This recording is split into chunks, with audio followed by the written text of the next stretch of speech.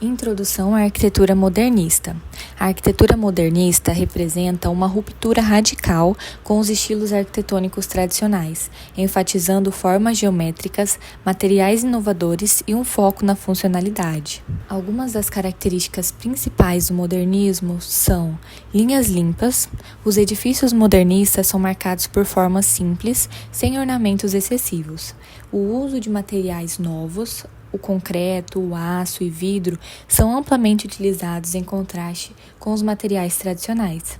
E por último, a funcionalidade.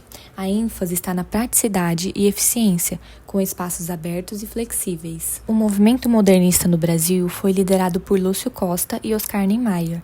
Os dois arquitetos brasileiros tiveram um papel fundamental na consolidação do modernismo no país, com seus prédios emblemáticos, com destaque para a Catedral de Brasília, o Palácio da Alvorada e o Ministério da Educação e Saúde. O modernismo também se refletiu no planejamento urbano, como no Plano Piloto de Brasília. A influência do modernismo na arquitetura contemporânea.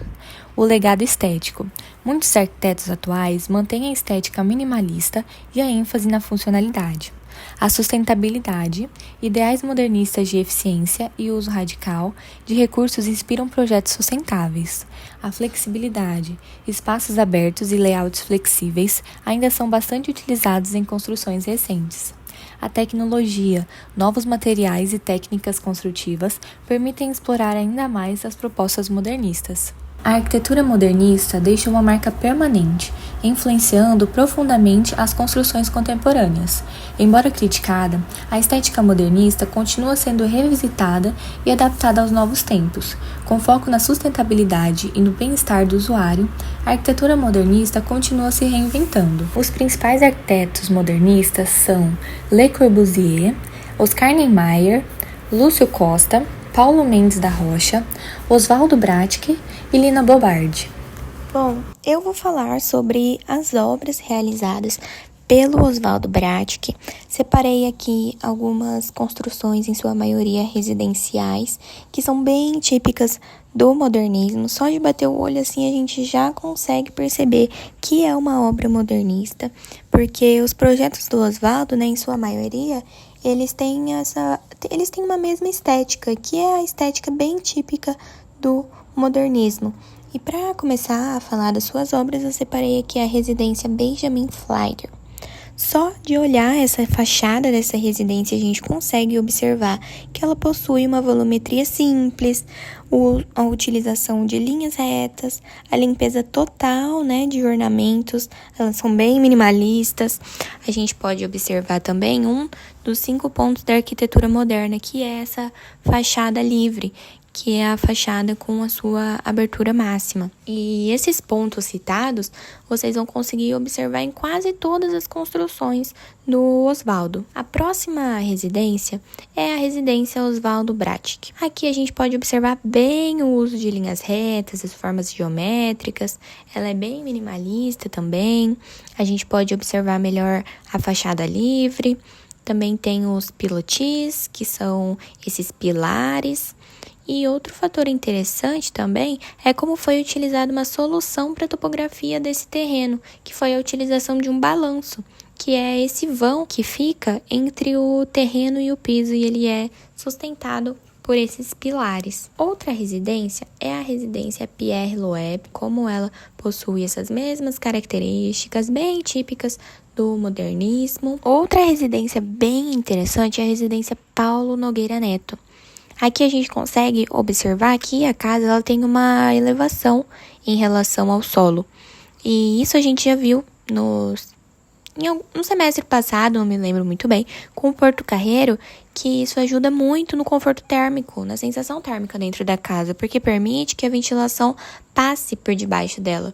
Então, auxilia muito nesse conforto térmico, isso é bem interessante.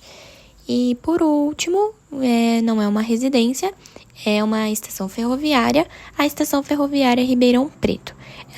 A gente pode observar aqui, ela é bem minimalista, ela coloca bem em evidência o uso, da forma e da função, possui também planta livre, tem uma ampla circulação ali de baixo, e essas são as obras do Oswaldo Bratic que eu Escolhi trazer aqui para a gente ter uma noção. Eu acho que elas são bem fáceis de identificar o modernismo, né, nessas obras, e Oswaldo faz bem isso em suas construções. Ele deixa bem evidente que ele é um arquiteto modernista.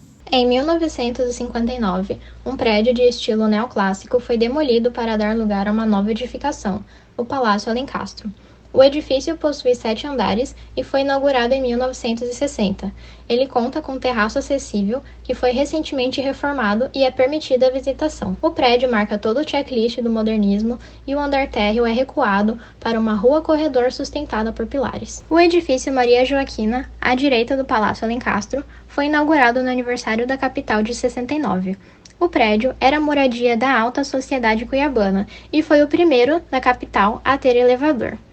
Maria Joaquina possui 15 andares, 52 apartamentos, 4 elevadores e ele não possui vagas de garagem, visto que na época poucos tinham carro e os arredores da Praça Alencastro eram habitados e seguros. A Catedral de Cuiabá teve várias reformas desde sua inauguração em 1722, e com o pensamento modernizante da década de 60, ela foi demolida em 1968. A nova construção, em estilo bizantino, foi inaugurada em 1973 e chama atenção por suas dimensões. Todo esse espaço abriga marcas de séculos passados que se difundem com a modernidade. O grande mosaico do Cristo Rei possui 20 metros e é preenchido por pequenas pedras, e as paredes da igreja possuem múltiplos vitrais, trazendo mais beleza para o seu interior, com raios de luz de cores fortes.